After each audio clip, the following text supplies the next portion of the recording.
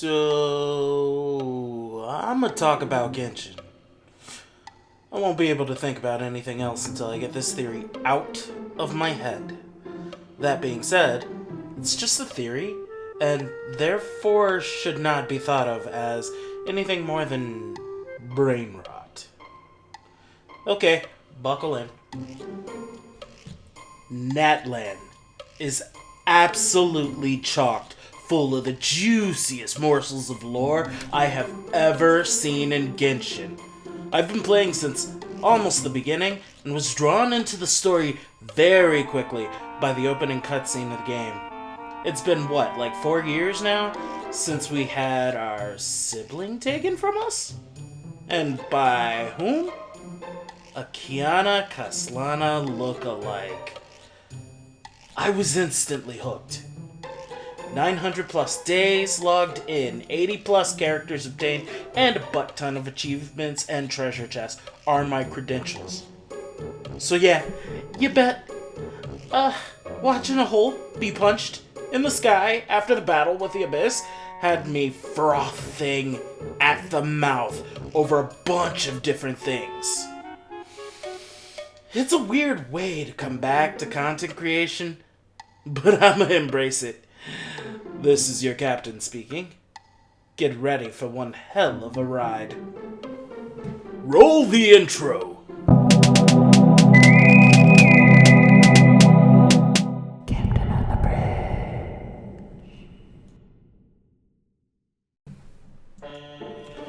So, let's start with the confirmation that Seelies are angels. And that we got to communicate with one in the form of I probably butchered that pronunciation, but we rollin'. Yoaltehutan. Let's just do that. Yoaltehutan. They confirmed to us that the elements are a conversion of light, prismatically split into 7 pieces, and that phlogiston is something akin to unprocessed elemental energy. Amazing as that is, it also has a repelling effect on the Abyss. Keeping color in mind as a sort of hidden language in the game, yellow phlogiston and navy blue abyss repelling each other reminded me very strongly of the annihilation reactions in Fontaine with yellow Numa and blue Osea. They too cancel each other out and serve as a sort of pseudo-elemental energy. I've always felt that Numa and Osea were representing another type of element found only in the greater Honkai universes. You guys remember Imaginary and Quanta from Honkai Impact 3rd? I'm less of an expert on the greater Hoyoverse lore, and more of just a Genshin fanatic who was charmed by Honkai Impact 3rd. So I can't really say I know my stuff on this, but supposedly the universe, according to Honkai Impact 3rd, consists of many universes that exist as a bunch of leaves, branches, if you will, on a giant world tree called the Imaginary Tree. It exists in an absolute void known as Quanta, and Quanta is always feeding on the light of the Imaginary Tree, as the Imaginary Tree is always repelling the darkness of the Quanta. I bring this up because the company, MiHoYo, decided to rebrand itself as Hoyoverse, which heavily implies that all the games made by them have some indirect connection with each other. So, with that context tickling my thought patterns, I couldn't help but think about the sustainer of heavenly principles. When we see her, she uses powers of red and black to rip open the fabric of space and time, forming 3 red and black stars that, look kind of familiar.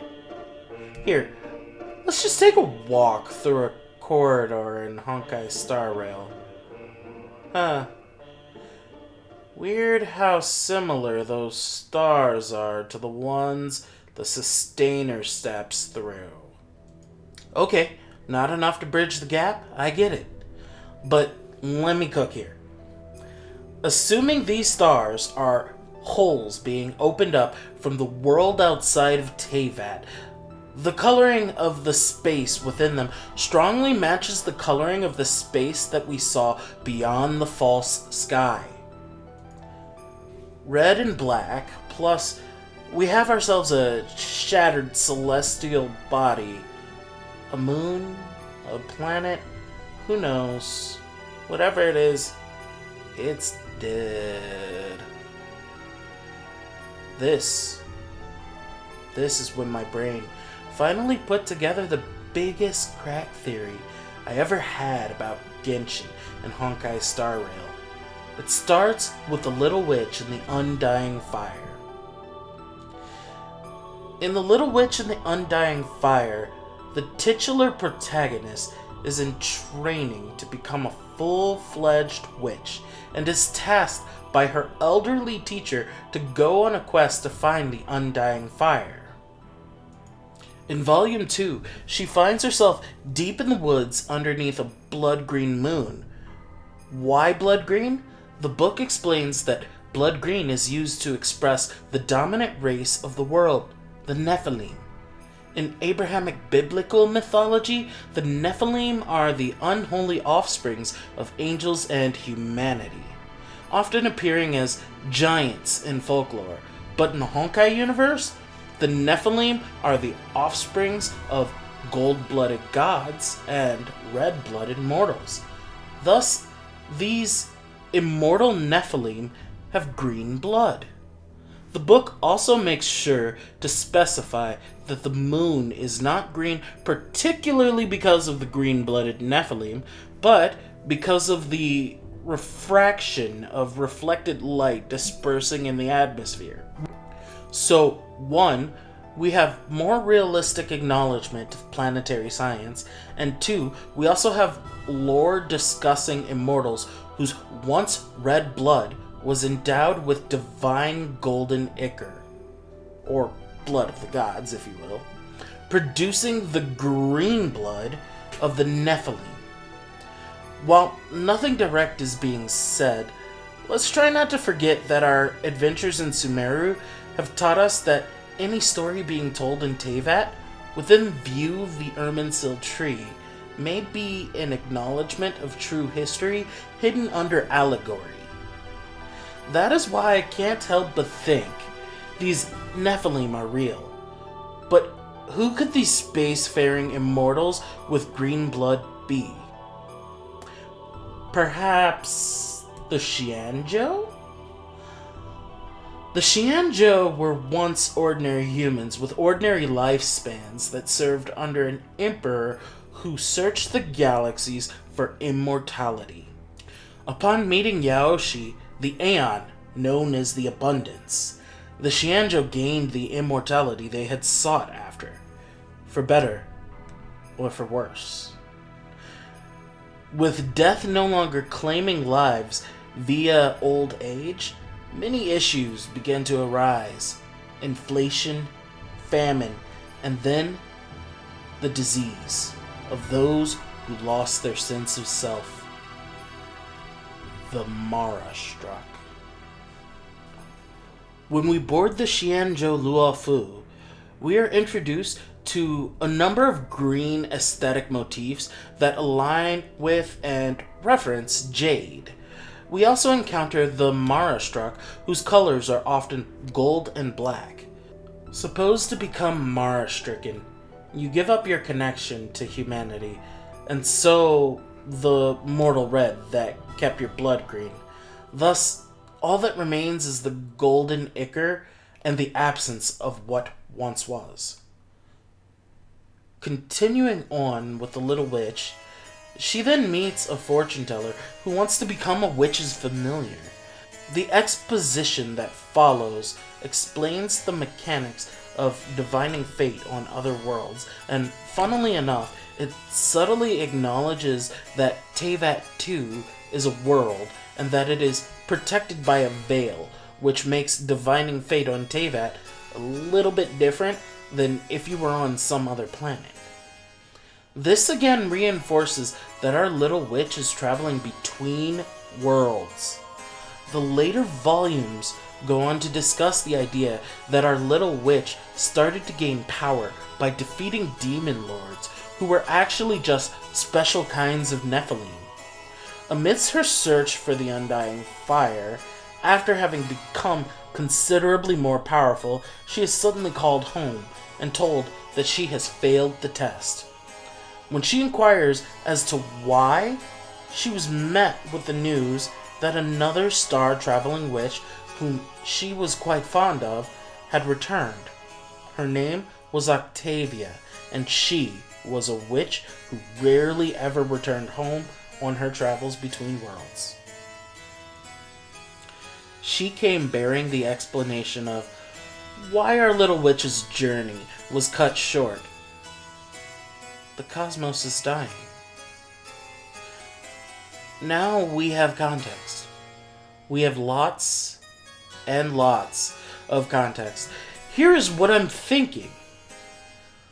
The primordial one, Thanes, an outlander with a will that could rival worlds, descended upon a world of dragons. They are fleeing from whatever is causing the death of the cosmos, likely the Stellarons, the cancer of all worlds, a seed of destruction from Nanook the Destroyer.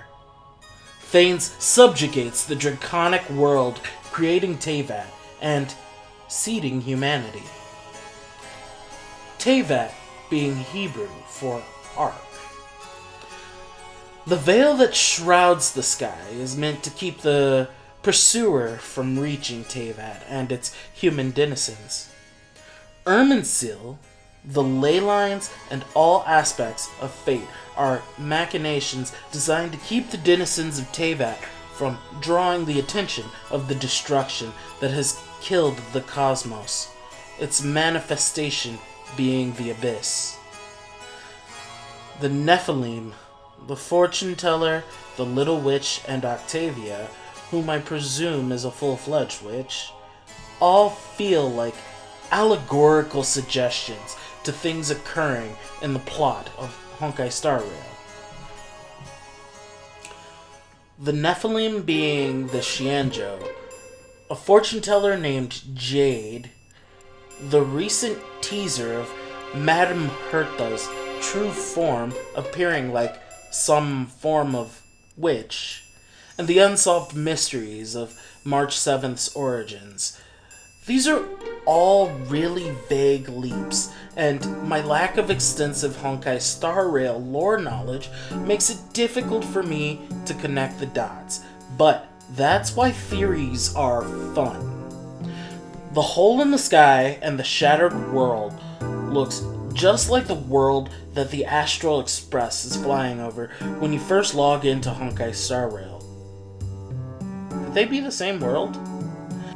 Does this mean that Genshin happens sometime after Honkai Star Rail?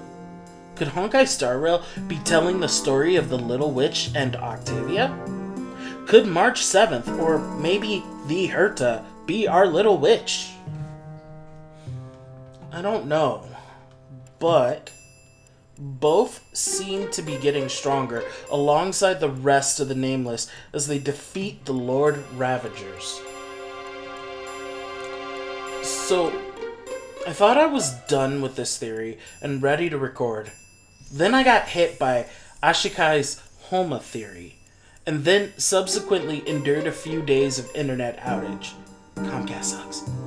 To pass the time, I played a few of my favorite games, one of which was Final Fantasy VII Crisis Core. What does this have to do with Genshin? Nothing at all.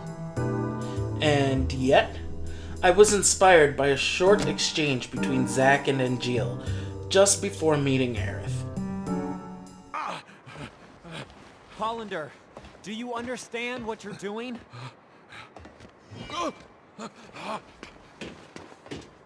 Working for Hollander now? What is it you're after? World domination. That's not even funny, man. How about revenge? For what?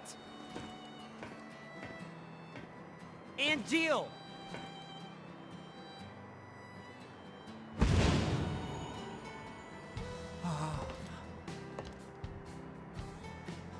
I've become a monster. A monster's objective is usually world domination or revenge. You're wrong. Those aren't the wings of a monster. Well then, what are they? Angel's wings. I see. Then what should an angel fight for, Zack? What do angels dream of?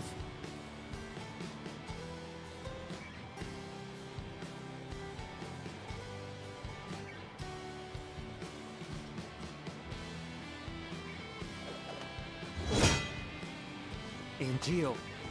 Angels dream of one thing. Please, tell me. To be human.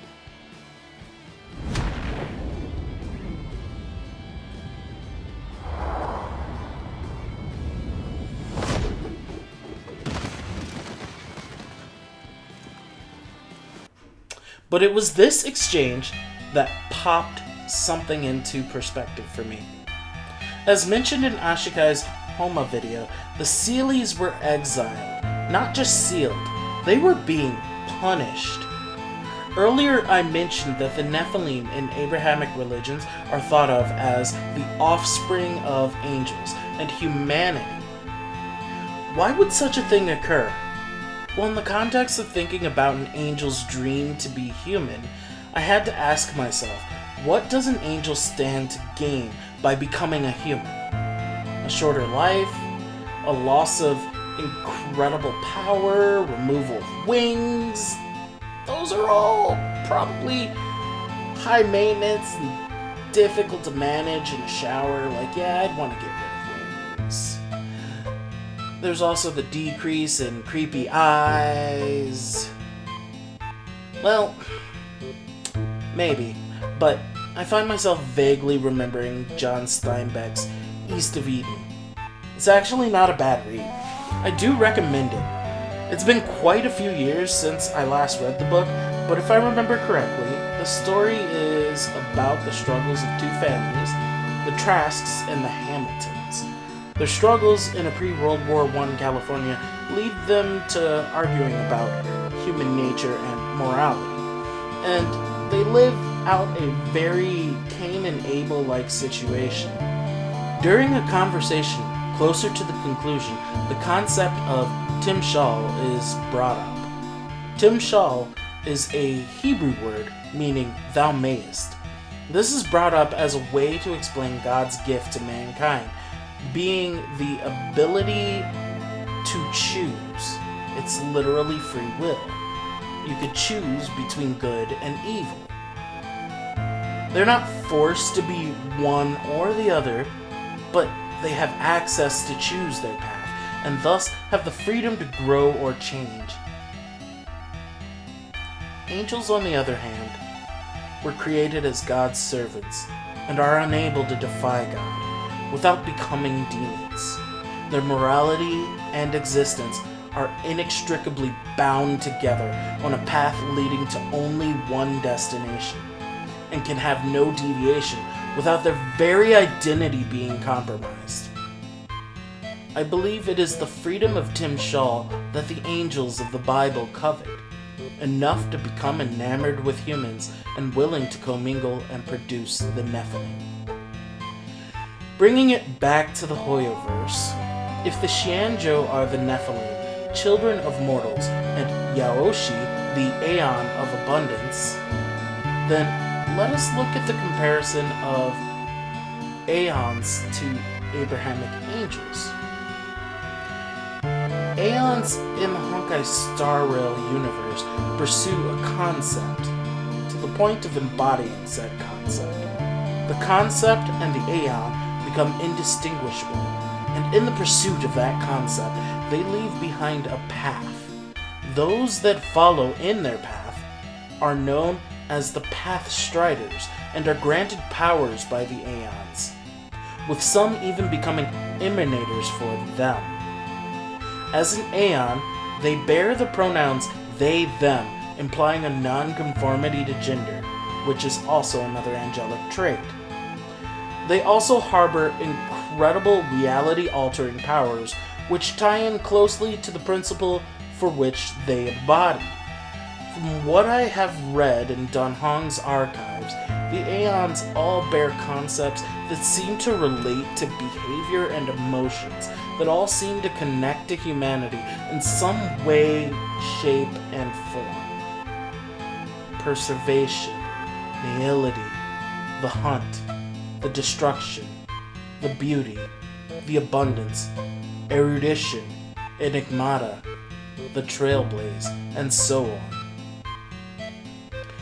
Some are emotions pushed to the point of becoming a concept itself, while others are inspired by the observation of humanity and the exploration of a singular subject of obsession.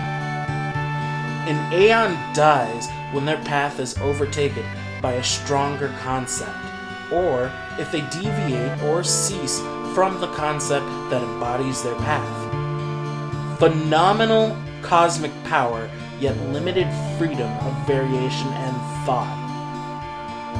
Not unlike the angels, who are unable to disobey God without becoming devils and being casted into hell. The Aeons grant their powers to humans who walk their path, as though appreciating them like disciples. This could be seen as a form of love. A form of love that gives birth to one with powers above that of any ordinary human. A demon lord. A Nephilim? Like the ones our little witch has battled? But we are talking about Aeons and Nephilim from other worlds beyond Tevat's sky. Tevat has its own rules, bound by its own overseer, the Primordial One, a progenitor god hailing from beyond the stars. I love me some DeWitt. Check his stuff out, it is so cool. Thanes saw fit to punish his angels.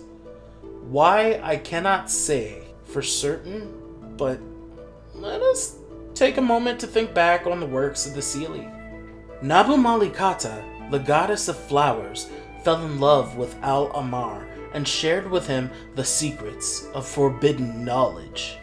Its corruption brought calamity to Desheret's people and led to her death, as well as the death of Greater Lord Rukkhadevata, while trying to stop the horrific spread of the abyss known as. Sibylla of Remuria's Grand Symphony guided the loving King Remus's people through the challenging intricacies of fate, with the goal of fulfilling the Remurian people's wishes. She did so without knowing right from wrong, and simply fixated on the goals and wishes of the people.